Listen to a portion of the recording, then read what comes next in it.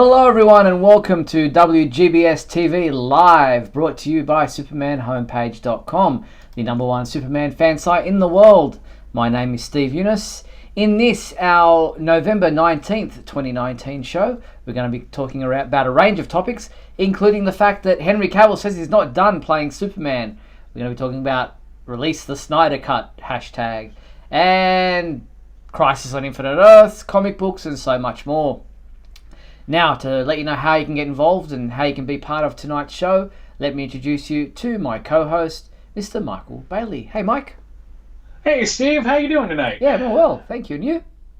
Yeah, it's still really cold here, but it's not as cold as last week, so I'm not in my styling hoodie. But anyways, folks, since WGBS Live is all about Superman, we want to hear from the Superman fans that are watching us live on YouTube. So to get involved about halfway through the show, if we have time, here's how you do that. Get on Skype, find Superman Homepage, and message us that you'd like to be on the show. Now, a couple things about that. One, message us. Don't just call us or anything, because as we found out last week, even when we try to call people, there are sometimes technical issues. Also, if you have an external speaker and you're not listening through headphones like Steve and I are wearing, please turn that down, because we are on a bit of a delay, and sometimes that messes up the audio. Indeed, and those of you who are tuning in live via YouTube to watch tonight's show, we invite you to join in with fellow fans, post your comments, ask questions right there on the YouTube page, and Michael and I will keep an eye on those comments and questions to react to them as the show goes on. And a huge thank you to our sponsors and patrons, Douglas Meacham, John Patrick Van Pelt, and Tina Murray. We appreciate your support.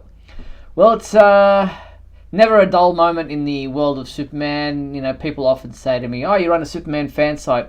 How often do you post?" And I'm going, like, daily. And they go, "What? How could there be something to write about?" Sometimes. How can there be something to write about every day of the week? And it's just amazing how much information and just stuff that turns up about the Man of Steel. Yeah, this was a particularly busy week, especially today. I mean, I'm kind of glad that, unlike what normally happens, is that we do the show and then they drop something like really cool to talk about. But with those photos we're going to be talking about later today, my turning on the Snyder Cut, the comments that Henry Cavill made. I mean, this is one of those episodes that's going to be kind of busy. Yeah, indeed. Well, let's get straight into it. We always like to start with movie news, and we actually have some movie news to talk about tonight. To start off early in the week, director Zack Snyder, who, as you know, directed Man of Steel, Batman v Superman, and most of Justice League. We'll talk about that in a second. He tweeted, actually by Vero social media, his this other social media app that he's kind of wanting to be part of, released some images of Henry Cavill. One in particular was of interest, and that was this image here, which Zach posted online. It appears to be an image from Batman v Superman. Looks like the hand of Doomsday, and you can see the hole in Henry's chest. Sorry, Superman's chest, I should say, not Henry himself. But, after having been punctured with that spike from Doomsday's arm, hand, whatever you want to call it. But with the text over it saying, "He has yet to rise." Now, obviously, this is a previous type of image that, hasn't been finalized as far as the visuals are concerned for the special effects and the backgrounds and stuff like that. But the "he has yet to rise" raised some interesting thoughts amongst the fans as to what does that mean. It's probably something similar to the Unite the Seven promotion that they did, which was, was the thing about Justice League is I kind of had a turn on it this week because it popped up in my Facebook memories. Which is the only reason I remember anything anymore is because Facebook tells me what I did 8 years ago. And I kind of appreciate that sometimes. But sometimes there's no context to it, so you're like, what was I on about? But I what popped up today was a thing that, my initial reactions to Justice League. And I said, a complete turnaround. I really loved it. And, just a complete course correction. And I'm like, 2 years later... There were problems with this film. There was 3 bullet points, but that was basically the thing. And I came to the conclusion that I'm actually kind of agreeing with the release the Snyder Cut people. I'm not agreeing with their tactics, and I don't want to lump them all into one, because a friend pointed out to me, and I think this is a really good point, that the fact that they have a hashtag unites them and makes them a target. Mm-hmm. But all of the people on the other side, and I'm not talking the other side of the release, the Snyder Cut, I'm talking the people that were anti-Man of Steel, anti-Batman v Superman, which I can kind of count myself amongst in certain circumstances. They were amorphous. So they attacked, but they didn't have a hashtag BVS sucks. So what I've basically come to the conclusion is, and this is weird, but I change my mind all the time. I think they should have just left Zack Snyder alone. I honestly do. And this is why I'm supporting the release of the cut now. I'm not going to hashtag it because I actually muted that term on my Twitter. But I really think that, maybe it would have been a better idea just to let it play out. Now, I can say that because I don't have a financial stake in the movie. I only have an emotional one. But, just at this point, I'm like, because some of the actors, like Ben Affleck and Gal Gadot, were all like, yeah, they should release it. And I'm like, yeah, you probably get a check from that. So your opinion on this is tainted. But the fact of the matter is that, at this point, why not? Now, to go back to the image, there was probably a whole ad campaign revolving around Snyder's cut of Justice League of, Superman coming back from the dead. And it was probably even more of a bigger deal than it was in the actual movie, because as we found out, the initial idea was he was going to come back, they were going to defeat Steppenwolf, and then Superman was going to be evil in the next film. So the He Has Yet to Rise was probably like a preliminary thing where, leading up to it, instead of not having Superman be part of the marketing at all until like a week before the movie comes out, he would have actually been a major part of the marketing of the film. Yeah, it's interesting. I came from it from the perspective of the He Has Yet to Rise may have been Snyder's kind of dig at, well, you haven't seen the real version of Justice League and how Superman really came back from the dead. Oh, yeah. Which, could be either of them. But because it kind of came on the cusp of everything that came after it in the days following, with November 17th being the 2-year anniversary of the release of Justice League, and that was this big day that everyone was supposed to be doing the hashtag release the Snyder Cut, with people thinking some kind of announcement was forthcoming, but it didn't end up that way. Snyder also released a number of other photos of Henry that I don't think we'd seen before. That was a pretty cool one of Superman from Justice League, and then there was this one of him working out, which is pretty cool to see Henry's arms there, just how huge he did get for Man of Steel when he was working out.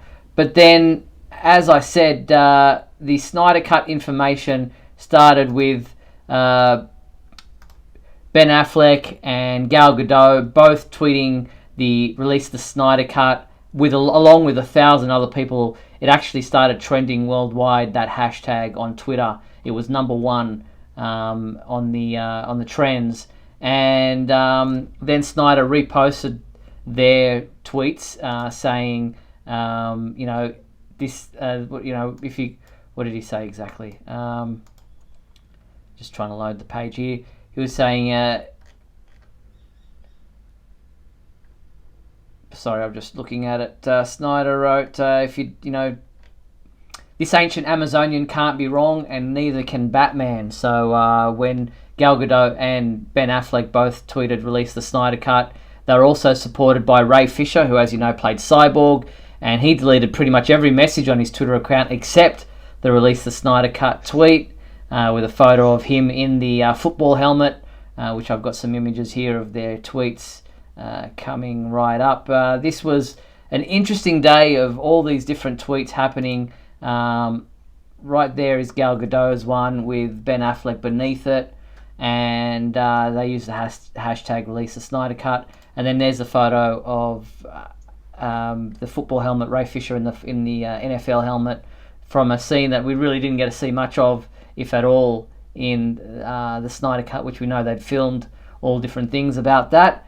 And it was just a crazy day for all these different tweets going on, and people thought that maybe there was an announcement forthcoming, but what ended up happening was just that it was kind of like a day to really celebrate this movement, which has raised some money for a charity, and has gone a long way to getting a lot of thoughts and feelings about whether or not this Snyder Cut actually exists.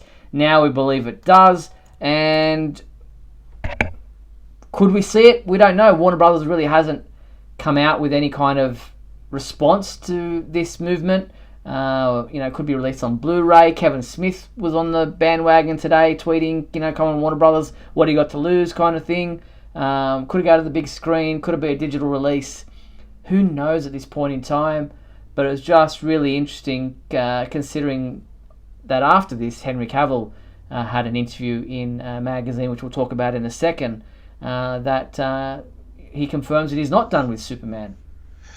Yeah, it's hard to argue when people, when a group can get together and actually do some good in the world, if they're raising money for charity, for charitable organizations and stuff, and kind of using this as a way to kind of try to harness the energy they have into something beyond just trying to get a movie released. I am 98% sure that I ultimately would not end up liking it. If it was a continuation of what was going on in Batman v Superman, which from all accounts was not horribly compromised. That seemed to be his vision, along with the writers. So, I don't, no one's, they released an ultimate edition of that, which no one will be seated during the scene of two cops watching a football game. I was like, really? This is your first big deleted scene? Okay. That shot of Ray Fisher in the football helmet, I'm kind of curious if that was, since some of the sequences seem to be taken from the early Justice League issues from the New 52. I wonder if that was going to be that scene from I think it was the first issue of Victor Stone playing football, looking up in the stands to see if his dad was there, and he's not, because he's at the lab. And I'm assuming that we wouldn't, since we already saw his origin in Batman v Superman, I'm assuming that was going to be a flashback sequence. Mm-hmm. Yeah, it's just kind of interesting that there is so much push behind this, for the actors to come out and, stake a claim on it, and, all different comic book people are behind the idea. Snyder himself obviously is interested in doing something with it now that he's back into filmmaking after the tragic death of his daughter. Look, would it be any better than what we got in the theatrical release? That's up for debate. Would it be darker? Probably, because that's Snyder. Do we want to see it? Look, hey, we're always grasping at anything as far as new footage, new photos, new whatever. So, yes, I'd like to see it just for comparison. People are saying it's an unfinished product. Why would we want to do that? Well, we did it with Superman 2, the Donner Cut. And it was just really interesting to see some of those scenes with Christopher Reeve that weren't ever released before. So if there are scenes out there with Henry Cavill as Superman in a version of the film that, was obviously left on the cutting room floor, then I'd be interested in seeing it. I'm not saying it would necessarily be better or replace what Joss Whedon ended up creating for us. I enjoyed Justice League, the theatrical cut that we got, because it had a lighter, more brighter, more positive Superman, and I'd like to see that continued. But I'm up for it, just to see what it was, just to see what all the footage that we missed out on seeing, whether it's a coherent movie or if it's just a bunch of deleted scenes that they rammed together. I'd still be interested in seeing it. And I would argue that it would be more of a film than Donner's Superman 2, because this is footage that he actually shot. some of the Superman 2 footage was made up of screen tests and CGI approximations. Mm-hmm. So the idea here is that in this case, and I really, outside of seeing kind of the Jor-El scenes, I really don't pop in the Richard Donner cut of Superman 2 all that often. But at least in this case, it's something that actually would have happened, not in the case of Richard Donner's, because they used the ending from the original ending from 2 and 1, so obviously he would have done something else. Yeah, it's an interesting debate. It's gaining traction. For a while there, I was it doesn't exist, or if it does, it's incomplete. So what would be the point kind of bandwagon? But now I'm leaning towards, hey, if he says it's out there, if the actors say it's there, some of them say they've seen it, then it can only be extra money in the back pockets of Warner Brothers. So I have a feeling that sometime down the track we may see this. And I'm hoping for the people that really want it, that they do get to see it. Interesting. All right, well, as I mentioned, Henry Cavill was interviewed for Men's Health magazine. The current edition that's out now contains a pretty in-depth interview with him, in which he not only talks about The Witcher, the new Netflix series, which, by the way, has already been picked up for a second season before the first season has even aired, which is good for him. He talks about Man from U.N.C.L.E., talks about playing Superman, his fitness regime, and so much more. But when talking about Superman, he says, I'm not just going to sit quietly in the dark as all this stuff is going on. I've not given up the role. There's a lot I have to give for Superman yet. A lot of storytelling to do, a lot of real true depth to the honesty of the character I want to get into. I want to reflect the comic books. That's important to me. There's a lot of justice to be done for Superman. The status is, you'll see. I mean, that's at least hopeful. I think honestly, if I'm going to be like a little conspiracy theorist here, the announcement of the Superman TV series may have gotten some generally good buzz. So maybe Warner Brothers is kind of trying to prime the pump a little bit by having, kind of like with having a successful Superman, hopefully a successful Superman TV series, and then that gets up interest, and so they do another movie with Henry, which I guess that's the best of both worlds, because then the people that enjoyed the Henry Cavill films, would get another shot at seeing him in the role, and the people that want to see a different take on Superman would have the television series. Yeah, it'd be interesting. And Cavill goes on to say that while there's been some speculation that he has been dumped and that he's not coming back, that the cape is in the closet. It's still mine, he says emphatically. And you open up the closet and it's a computer that just generates the cape, as most of the shots were CGI. So yes, yeah. Well, I look, I'm happy that he's actually come out, and spoken about it, touched on the story, the questions that people want to know. People are always asking, is Henry Cavill really gone? Is he done with the role? And he's kind of always played a little bit coy, some mysterious, videos that he's done with Superman action figures and what have you. Here, he's pretty emphatic, saying, it's still mine. I still want to do it. Not wait, watch this space. He says, you'll see. So there's something there, something more. I don't know. He usually picks his words very carefully. Yeah, he it's what I actually kind of like about him. His interviews are always kind of interesting, and it's also kind of funny where sometimes he'll just mention something, and suddenly, it's like when he was doing the press tour for Man of Steel, he's just like, yeah, one of my favorite stories is Death of Superman. One of my favorite stories is Death of Superman. The next film they do has a Death of Superman pastiche. When he was doing the press tour for that, he was photographed with a Superman versus Darkseid trade paperback. And I always got the sense that was him kind of doing like, he has an NDA, so he can't say it out loud, but it was just him going, hey, this is kind of where we're going with it.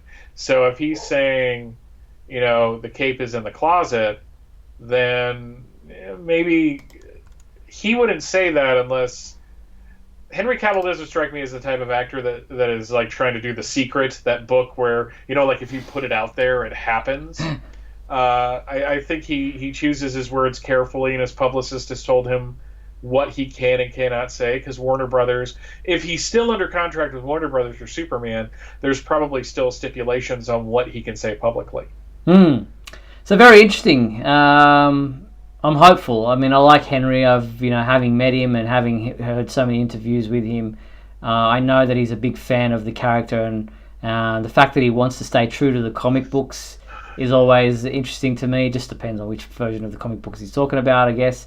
But that he loves the classic stories and the big stories that we all love. So, yeah, you'll see. We'll see. Let's wait and see.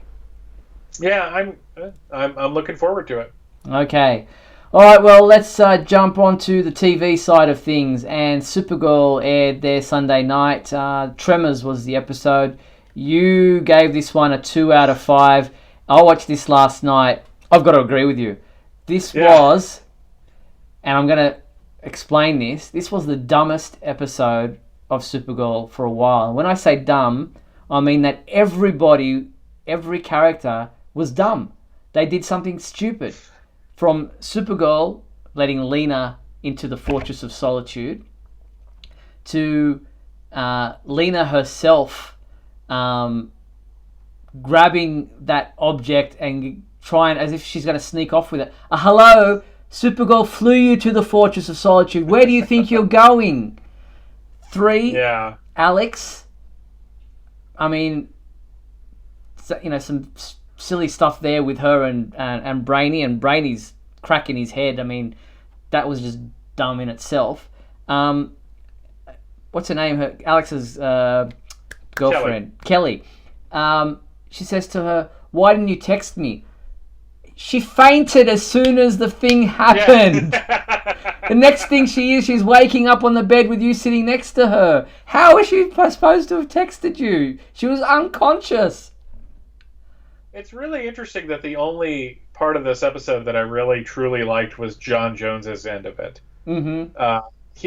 Seeing him, talk to his dad, so we get to see Carl Lumbly again, which is always awesome. Yes. And then, have his breakthrough with Malefic.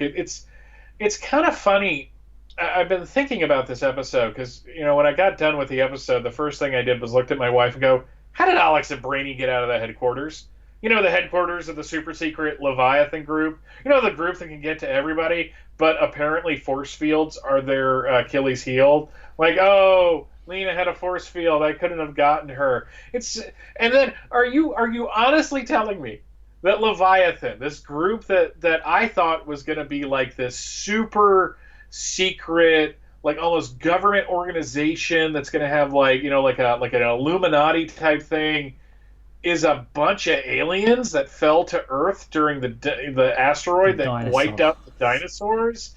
And we have Guy looking like he stepped out of a Superman comic drawn by Wayne Boring in 1956, which isn't a bad thing. Are all of the villains this season, except the spider villain, like really stupid, or is it just me? Because I haven't really they have all just been throw this at Supergirl to fight, and that's it. And what should have been a dramatic moment of Kara finding out that Lena has been using her. The writers did what a lot of writers do. Like Jeff Johns did this with Luthor during the Last Son storyline. He had this really powerful scene where Luthor just, for like an entire page, berates Superman. And Superman's just kind of sitting there going, whoa. It's like, you could have done this and you could have done that. Look at all the problems you caused. At no point did Kara go, uh, point of order, my life wasn't exactly easy either.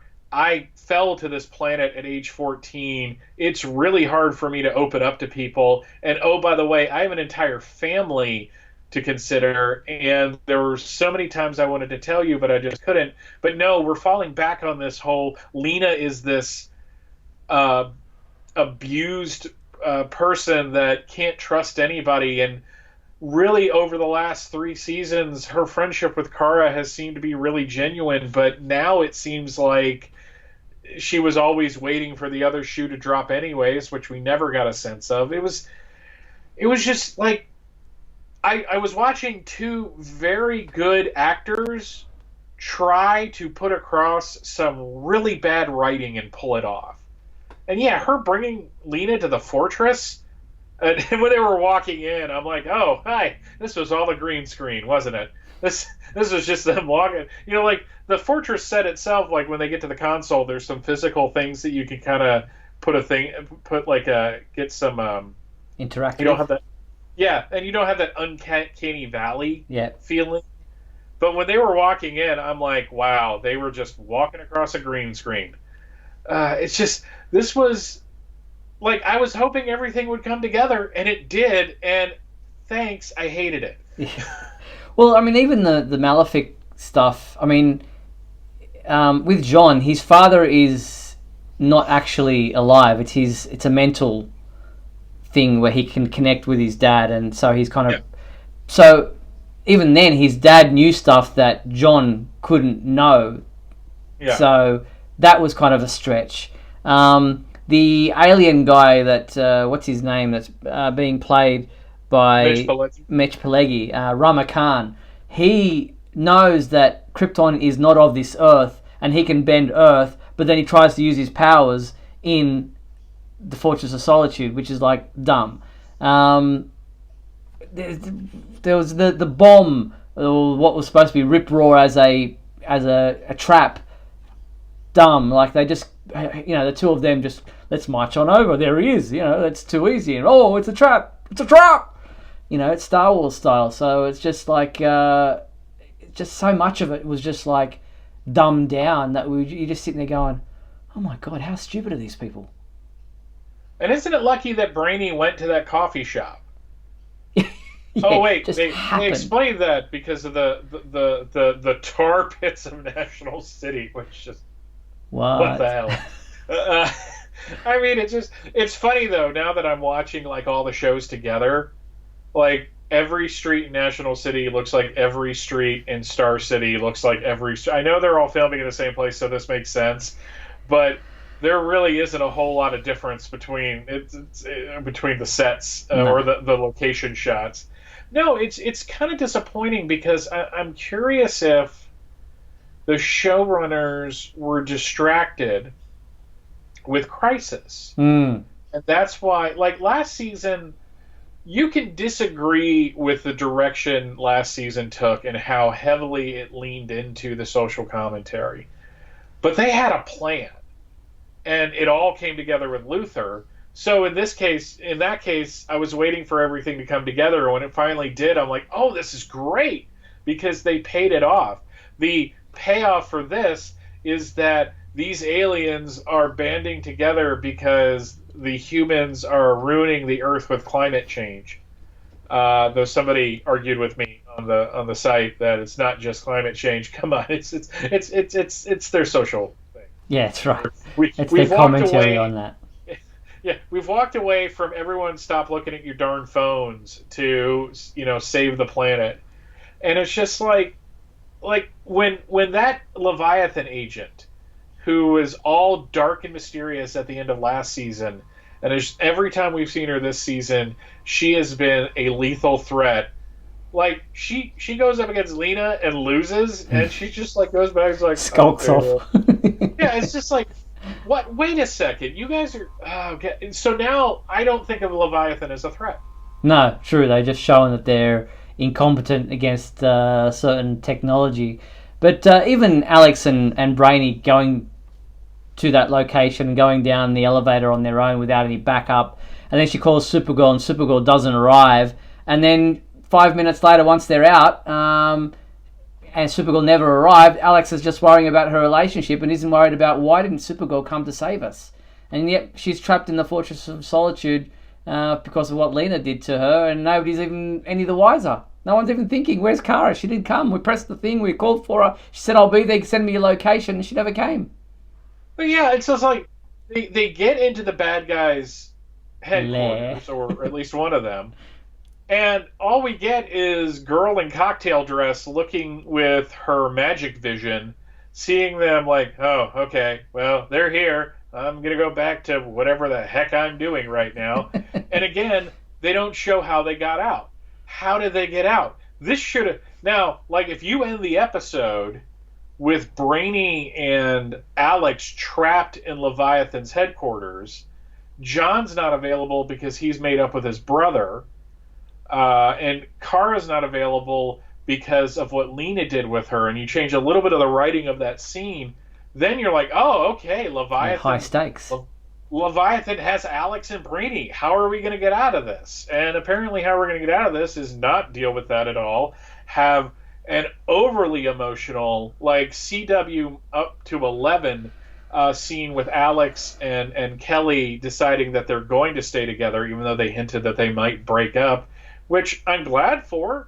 But again, it's like the end of the episode was like, hey, John's happy, and hey, Alex is happy, and Kara is trapped in a kryptonite thing, and that's not good.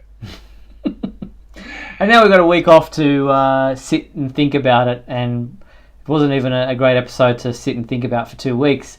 But we're going to come back up on the other side of the break to play that promo trailer for the upcoming The Wrath of Ramakan episode. So wait for it. We'll play these messages.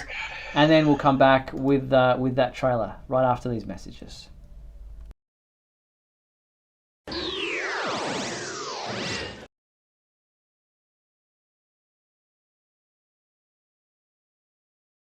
We'll be back in a moment with the exciting climax of today's episode.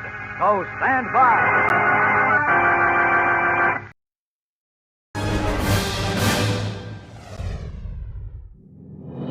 Look, up in the sky. It's a bird. It's a plane. No, it's SupermanHomepage.com, the #1 Superman fan site in the world. SupermanHomepage.com, covering the world of Superman from the 1930s to today. News, reviews, rumors, and reports. SupermanHomepage.com for all your Superman comics, TV shows, movies, cartoons, radio shows, and more. Everything you ever wanted to know about the Man of Steel and more. SupermanHomepage.com. Thanks.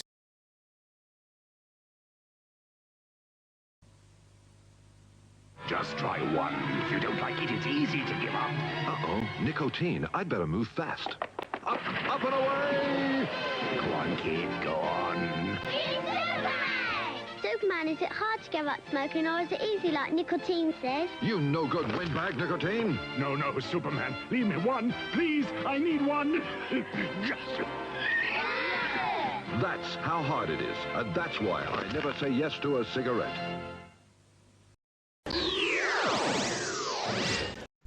And we're back on WGBS TV Live. I just cut off Brandon Routh mid-sentence there, thanking the Superman homepage, but you've seen it before. Alright, as I said, we've got the promo trailer for The Wrath of Ramakan, which will air not this Sunday, but the following Sunday, December 1st. So check it out. Here is that promo trailer for what they're calling the mid-season finale. We have to stop her. The safety of the world depends on it. You're making her sound like a Luthor. Maybe that's because she is one. The cannons are loaded with kryptonite. Lena, don't do this.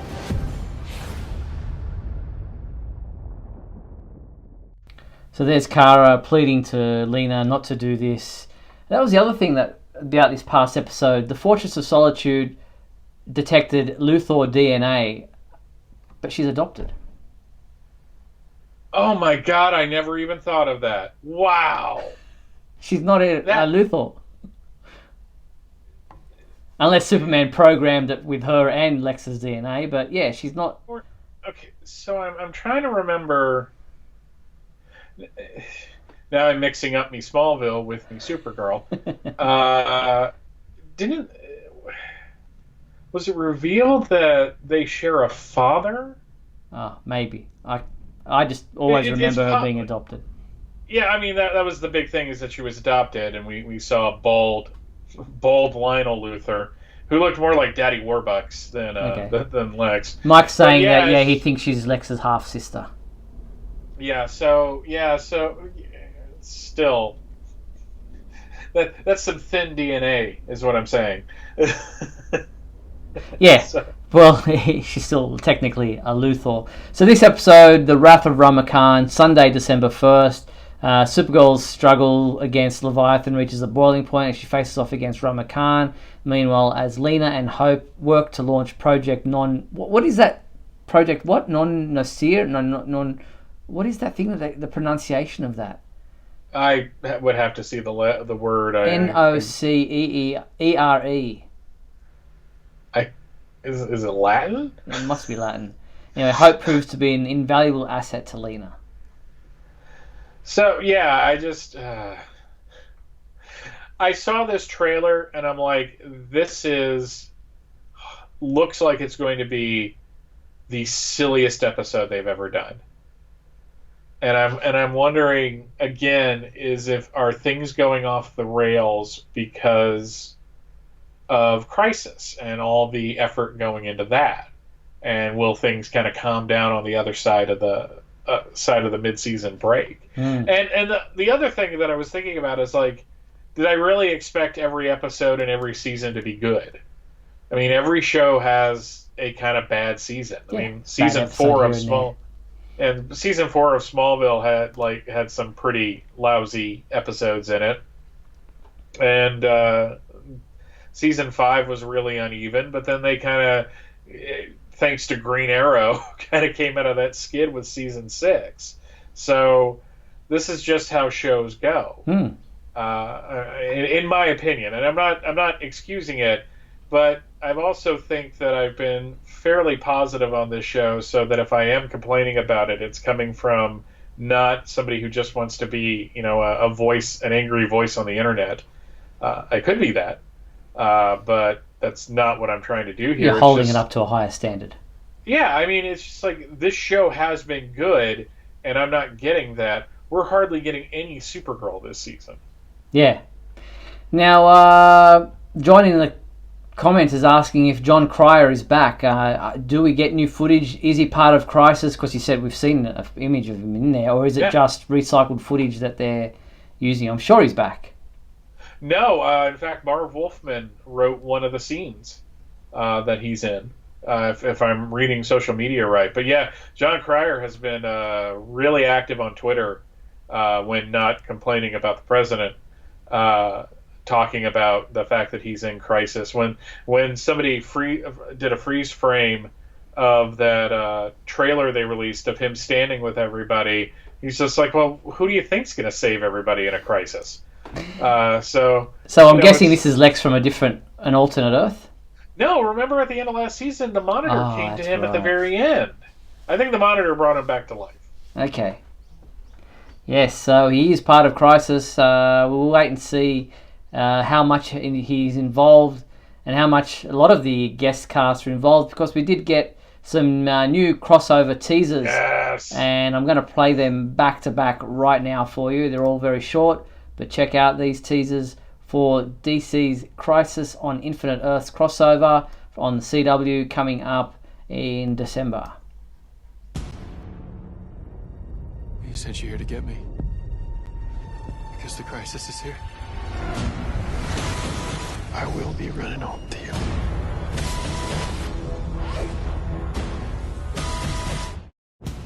Batwoman, there is no more time. The multiverse is in great danger. I'm sorry, the what? I'm fighting to make things right.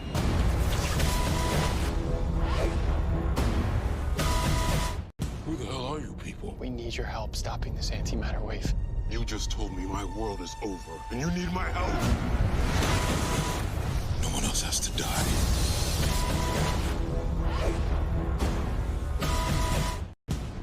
Come with me. I need your help to avert a crisis that threatens the entire multiverse. Welcome to the Joy Zone.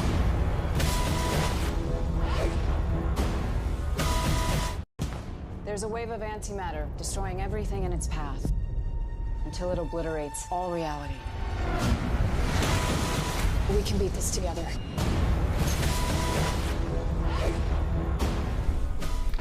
So there you have it. There were the 5 promos, additional promos for the Crisis on Infinite Earths crossover with Supergirl's one and Superman, the last one that we played there. As you know, Part 1 begins on Sunday, December 8th with Supergirl at 8 p.m, Batwoman on Part 2, Monday, December 9th, then The Flash, Part 3 on Tuesday, December 10th. And then they have the break and come back in January with January 14th and both on January 14th, Part 4 and 5 on Arrow and DC's Legends of Tomorrow. Black Lightning's involved in there. We've got Batwoman involved. All the heroes are there, and we've got even some photos, which I'll show you in a second, showing some more characters. I've decided that the first scene with Hoagland and John Cryer together, I want, Superman to walk in the room, see Lex, and just walk over and grab him by the throat and put him up against a wall, and that being their reunion, essentially. Like, he's just not even playing around. Cool. As I said, some first photos were released this week, and I'm going to just cycle through some of them for you right now. We've got there Clark and Lois with, I'm guessing, baby John. That's an interesting photo.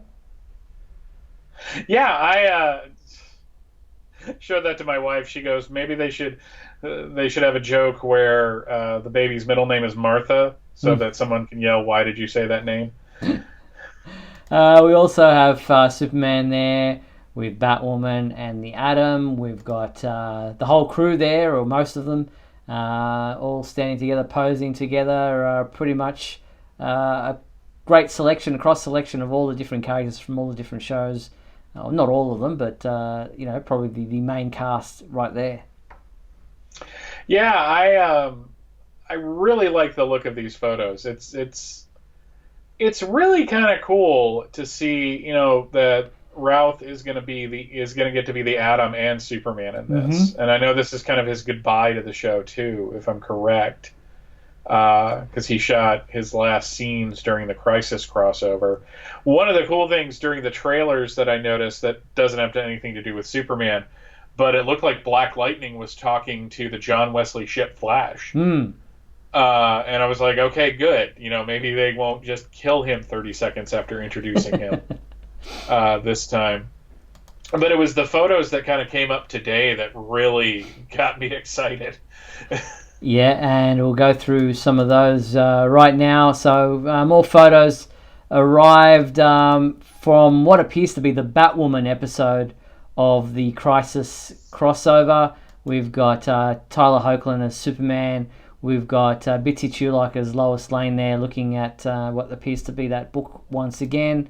And then we have them on the Smallville set in their Clark and Lois personas. But we also had Tom Welling there in his plaid shirt with axe in hand.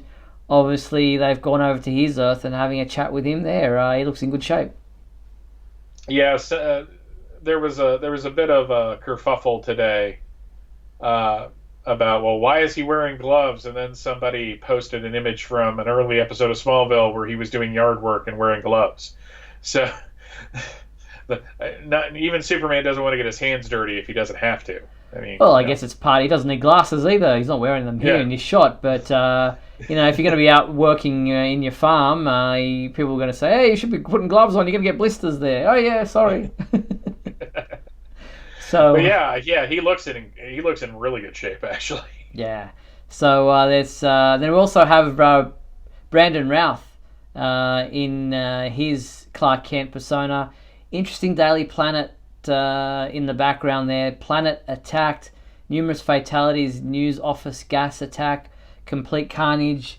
Witnesses describe scene of horror. This looks like it's artwork lifted directly off a comic book.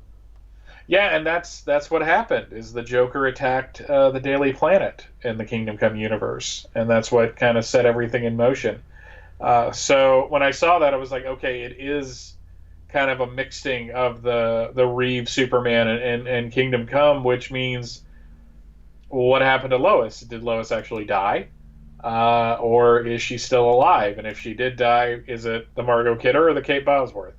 Because one of those I may not have as much of a problem with as the other. Interesting. Some really good photos there of Brandon Routh in the Kingdom Come Superman costume. He looks so good. And, it obviously is the Batwoman episode there because we have the Batman from the Kingdom Come played by Kevin Conroy there in this photo as well.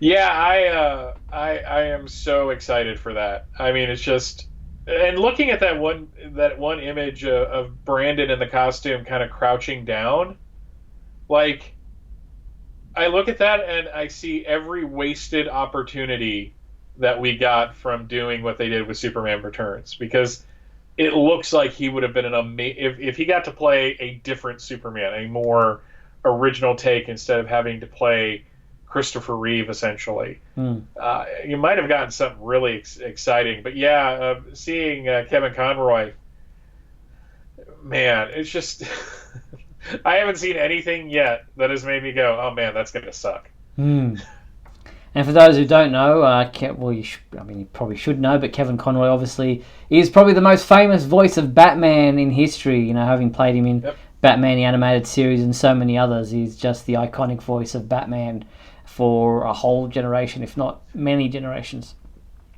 And just seeing, and this isn't me attacking the Hoagland or the Supergirl costumes, but seeing like a legit Superman cape like tucked into the thing, it's just like, man, that looks so good. So good. So much better.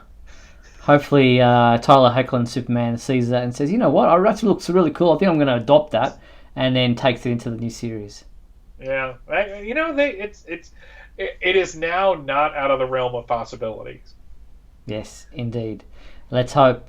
So those excellent photos from Crisis on Infinite Earths Part 1 and 2 were released, and we absolutely love them and cannot wait for this to start on December 8th.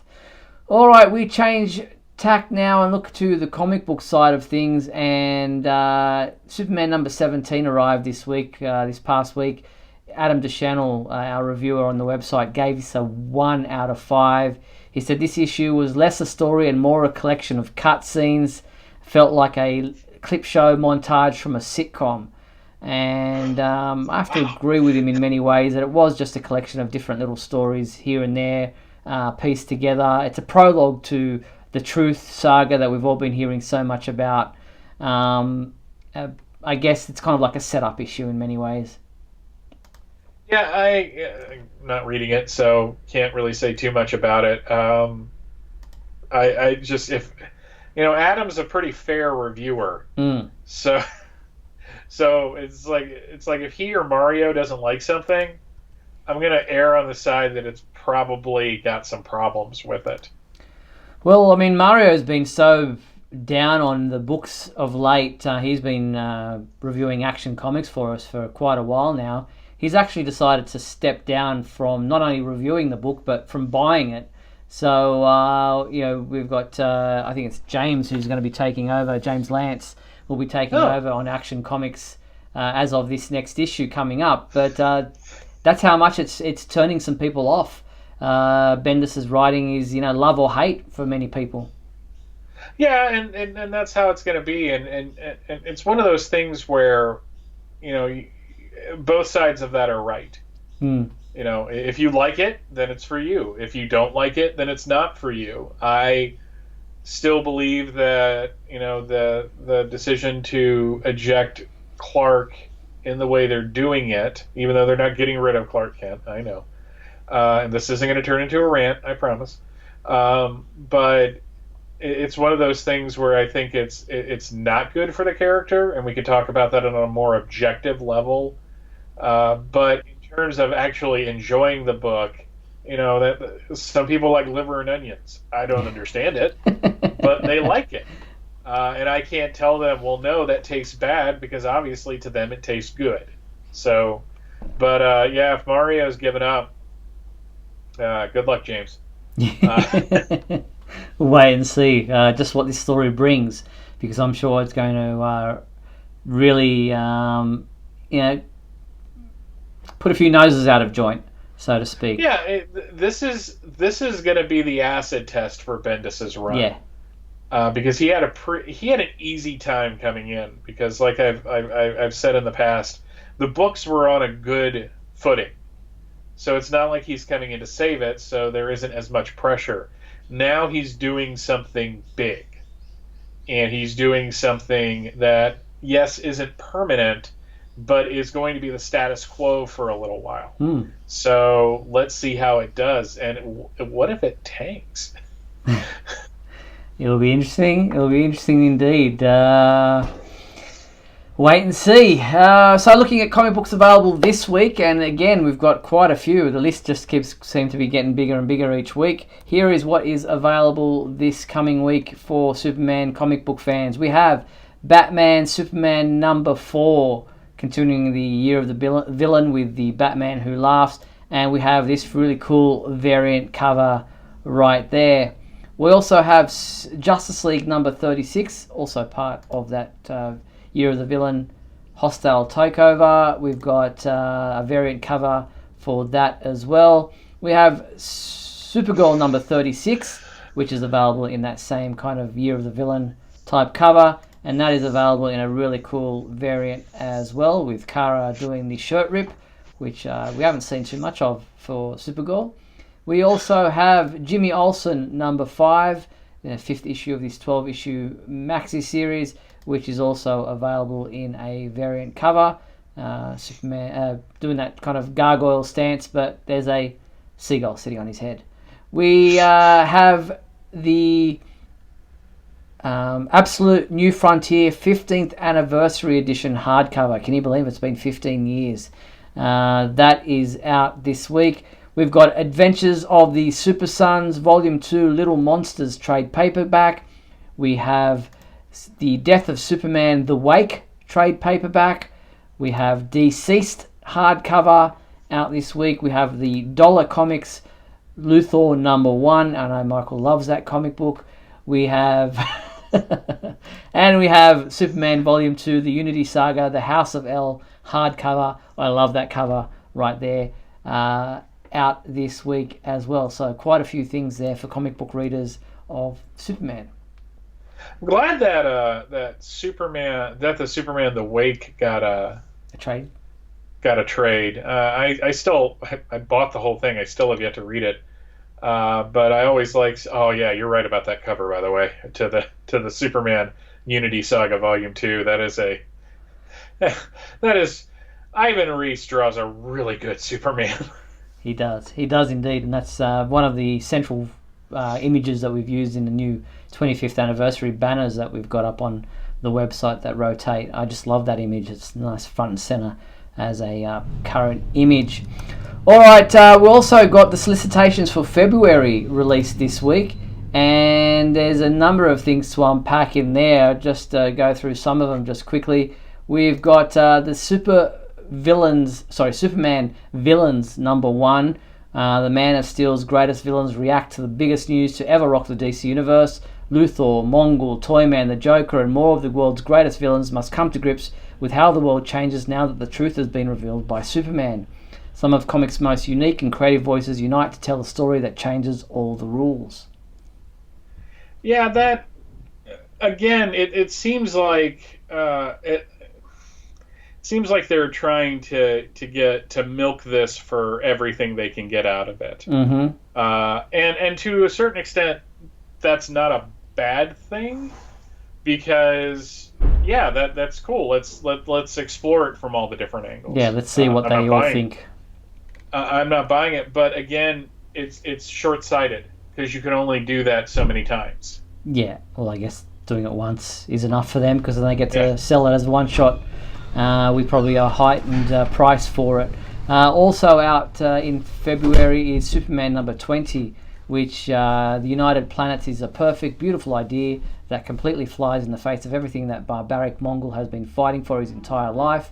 Mongol will destroy the United Planets and Superman with it, and he said something about using Earth as his toilet, which doesn't sound very nice. The return of one of Superman's biggest and baddest villains, bigger and badder than ever. That comes out in February as well, and that has art and cover by Ivan Rice as well. Yeah, I thought I had a thought. Apparently I didn't. So good to see Mongol back. We haven't seen Mongol in a while. Yeah, I mean, I like Mongol. I'm glad he's a Superman villain again, because he was kind of co-opted by the Green Lantern Corps for a while there, and I'm sure that there was lawyers involved to get everything kind of back to where it was, but which isn't true at all. But no, that's a really slick cover, and at least it's not drawn by JR, which unfortunately it looks like the Action issue is. Yes, that's got art and cover by John Romita Jr. Action Comics 1020. He even did a video this week for DC Comics YouTube channel, how to draw Superman, and I'm thinking, who wants to take art lessons from JR on how to draw his version of Superman? And it's nothing against him, because he's a very talented artist, but and a nice guy. But DC, stop trying to make fetch happen. With him, it's just like if there were two guys, like, I want to know, how does Ivan Reis draw Superman? Even like when I was at DragonCon a couple years ago, and Alex Sinclair was on a panel, and he was talking how he colored the character. That was a fascinating conversation. This is how I make the S as small as humanly possible on his chest. How does Garcia Lopez draw Superman? I'd like to see that one. Brilliantly, I think is the it's the immediate answer. Yeah, I mean, it's just like there's no wrong in that at all. There's just none. Indeed. All right, before we get on to the end of the show, don't forget our 2019 Shield Awards are now open for voting. The 19th annual awards ceremony for the world of Superman gives you, the Superman fans, a chance to voice your opinions about comic books with a 2019 cover date, Superman-related movies, TV shows, and merchandise that came out in 2019. And by voting in the awards, you automatically go into the draw for a chance to win an autographed copy of the Death and Return of Superman animated movie on Blu-ray, signed by executive producer James Tucker and others. And we want to thank Warner Brothers Home Entertainment for making that gift prize available for everyone who votes in the 2019 Shield Awards. Head to our website. There's a big banner at the top of the page. You can't miss it. Get involved and vote for the 2019 Shield Awards. Yep. It's an event every year. I always love seeing what's on there. Yeah. It's just it's our very own Academy Awards. Indeed. Well, that pretty much brings us to the end of tonight's program. I want to thank everyone for watching tonight's episode of WGBS TV Live. Thanks to everyone there in the YouTube comments for your participation in the show. And thank you to my co-host, Mr. Michael Bailey. Thanks, Mike. Oh, pleasure as always, Steve. And don't forget that this episode of WGBS TV Live will remain up on our YouTube channel and our website.